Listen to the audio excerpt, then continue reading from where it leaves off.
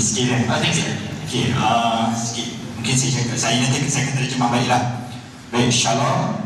Mahshmer, Ani Hayakal, Boro Nishmur Hamzur, Palestine, Malaysia Free. Maksudnya, saya cakap tadi, Shalom, Shalom lah. Macam Assalamualaikum juga. Mahshmer, how are you? Apa khabar? Ani Hayakal, Ani itu saya.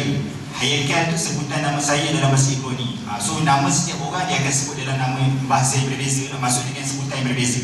Kalau nama macam Daud, dia senang je sebut David, dia tak ada isu. Sebab nama-nama dalam nama-nama orang Yahudi. Nama saya pun dalam nama Yahudi juga. Dan saya sebut tadi Boro Nishmur dan Hamzur, we will break the siege again. Free Malaysia.